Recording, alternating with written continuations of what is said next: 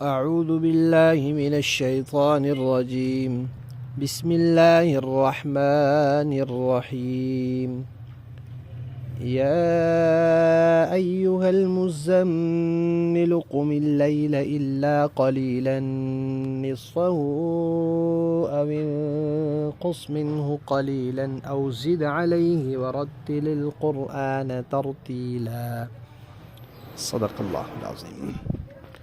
29واں پارہ سورہ مزمل، ابتدائی 4 آیات. ان آیات میں اللہ تعالیٰ نے نبی کریم صلی اللہ علیہ وسلم کو حکم دیا ہے کہ آپ رات میں تہجد پڑھیں اور اس میں قرآن پاک پڑھیں، اور ایمان والوں کو بھی حکم دیا. شروع میں ذرا زیادہ حصہ رات میں پڑھنے کا حکم دیا کہ آدھی رات یا آدھی کے قریب رات جو ہے قرآن پاک تہجد میں صحابہ کرام پڑھا کریں.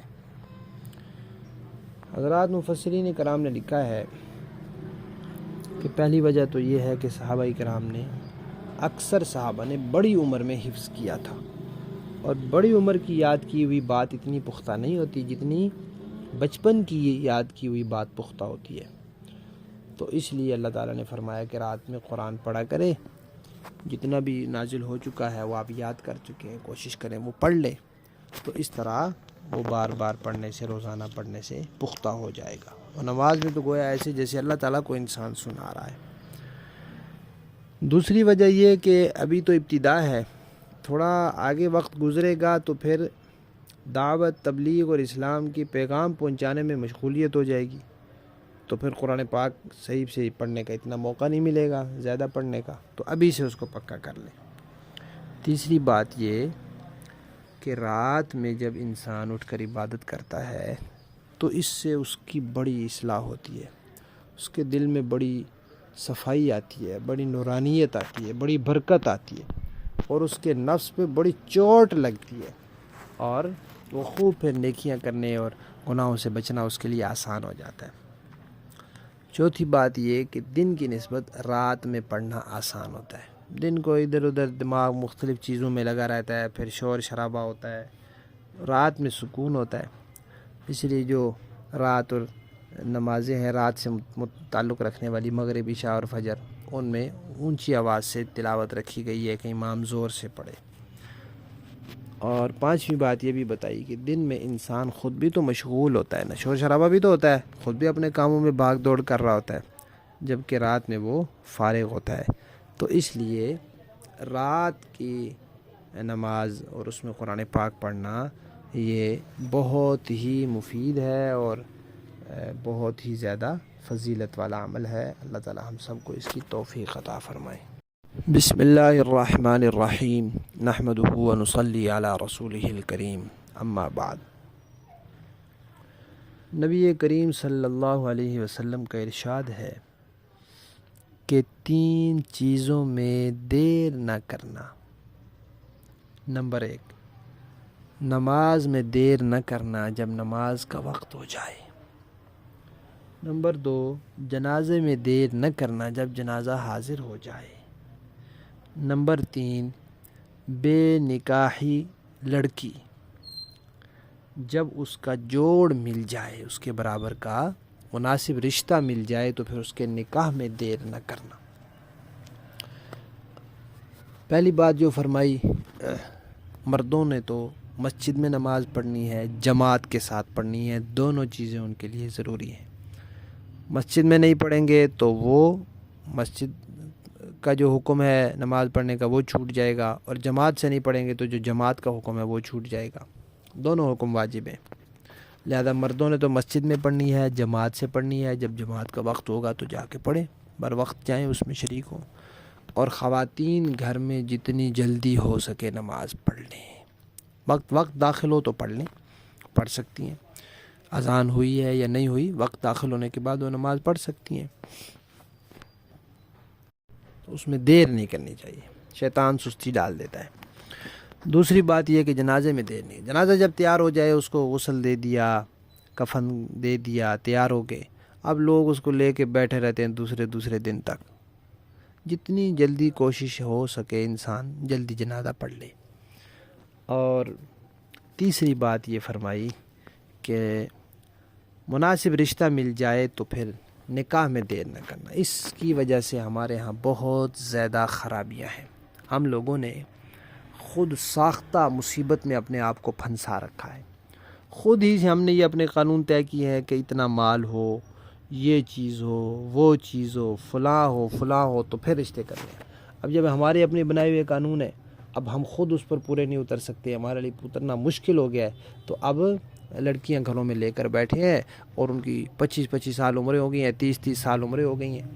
حالانکہ دیکھ لیں کہ کتنی عمر میں لڑکی بالغ ہو جاتی ہے، اس کے بعد اس کو 10 سال گھر میں بٹھا کر رکھنا خام خواہی، یہ کوئی شریعت کا طریقہ تو نہیں ہے۔ شریعت تو یہ کہتی ہے کہ بالغ ہو گئی، اب اس کا مناسب رشتہ ڈھونڈنا شروع کر دیں، اور مناسب رشتہ مل جائے تو اس کو روانہ کریں، رخصت کریں۔ لیکن ہم لوگوں نے تو پتہ نہیں کیا بنا رکھا ہے۔ اس لیے پھر کیا ہوا، ہمارے ہاں نکاح مشکل ہو گیا ہے، اور اللہ تعالیٰ ہمارے حال پر رحم کرے، بدکاری سستی ہو گئی ہے اور آسان ہو گئی ہے۔ تو جب تک ہم شریعت کے اس حکم پر عمل نہیں کریں گے، یہ بے راہ روی کا راستہ رکے گا نہیں، یہ بند نہیں ہوگا۔ بسم اللہ الرحمن الرحیم، نحمدہ و نصلی علی رسولہ الکریم، اما بعد۔ زکوٰۃ کے مسائل کا بیان چل رہا ہے۔ ایک شخص نے مجھے پیسے دیے کہ یہ آپ نے میری طرف سے زکوٰۃ دے دینی ہے، جگہ بتائی کہ فلاں جگہ دے دینا، یا یہ کہا کہ کسی بھی مستحق کو دے دینا۔ اب میرے ذمہ یہ ہے کہ میں وہی پیسے جو اس نے مجھے دیے ہیں، وہی نوٹ، وہی آگے ادا کروں۔ لیکن اگر اس نے مجھے بھیجے ہیں بینک کے اکاؤنٹ میں، موبائل کے اکاؤنٹ میں، اب وہ والا نوٹ تو آئے گا نہیں، اس نے تو وہاں دکان پہ دیا تھا، یہاں تو دوسرا نکلے گا۔ لیکن بہرحال اس کے پیسے میرے اکاؤنٹ میں موجود ہیں، یا اس نے مجھے دیے تھے اور میں نے وہ پیسے گھر رکھے ہیں کہ جب کوئی ضرورت مند ملے گا، اور مجھے کسی اور جگہ راستے میں کوئی ضرورت مند مل گیا تو میں اپنے پاس سے رقم دوں اور یہ نیت کروں کہ اس نے جو دیے ہیں وہ کیونکہ رکھے ہوئے ہیں میرے پاس، تو میں بعد میں وہ لے لوں گا، یہ اس کی طرف سے میں دے رہا ہوں، تو اس طرح زکوٰۃ ادا ہو جائے گی۔ میں ادا کر دوں کہ بعد میں اکاؤنٹ میں سے وہ نکلوا کے خود استعمال کر لوں گا، یا جو گھر میں نے اس کے پیسے رکھے ہیں وہ میں خود استعمال کر لوں گا، یہ میں اس کی طرف سے دے رہا ہوں، تو اس طرح تو ادا ہو جائے گی۔ لیکن اس نے جو پیسے بھیجے پہلے میں نے وہ خرچ کر دیے کہ بعد میں اپنی طرف سے زکوٰۃ دے دوں گا، ایسے نہیں ہوگا، اس طرح زکوٰۃ ادا نہیں ہوگی۔ پہلے اس کے پیسے آپ کے پاس رہیں، پہلے آپ ادا کریں، بعد میں اس کے پیسے استعمال کریں، یہ تو ٹھیک ہے۔ لیکن اس کے پیسے آپ استعمال کر لیں کہ ٹھیک ہے مجھے تنخواہ ملے گی یا یہ ہوگا تو پھر میں دے دوں گا یا اپنے پیسے نکلواؤں گا اکاؤنٹ سے، تو پھر ایسے نہیں ہے۔ اس کے پیسے رکھے ہوں تو پھر ٹھیک ہے، پہلے آپ ادا کر دیں، وہ صحیح ہے۔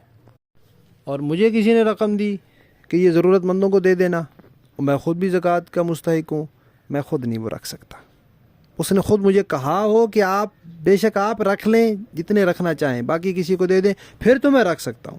لیکن اگر اس نے مجھے کہا ہی نہیں تو اس نے تو مجھے وکیل بنایا ہے آگے دوسروں تک پہنچانے کا، تو میں کہوں جناب چونکہ میں بھی مستحق ہوں لہٰذا اتنے پیسے میں خود بیچ میں سے رکھ لوں، میرے لیے جائز نہیں ہے، میں آگے دوسروں تک پہنچانے کا وکیل ہوں، خود سے زکوٰۃ وصول کرنے کا حقدار نہیں ہوں۔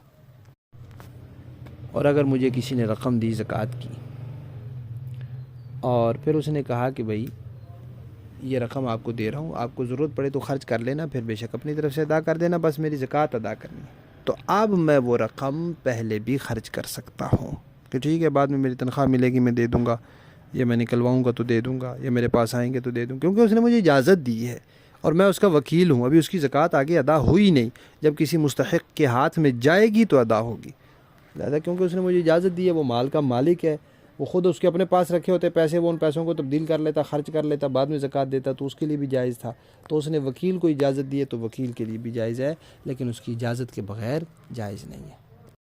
اسی طرح مجھے کسی نے کہا کہ آپ میری طرف سے زکوٰۃ ادا کر دیں، بعد میں پیسے دے دوں گا، تو ٹھیک ہے میں اپنی طرف سے ادا کر دوں گا، وہ بعد میں مجھے پیسے دے دے گا، یہ بھی ٹھیک ہے، کوئی حرج نہیں اس میں۔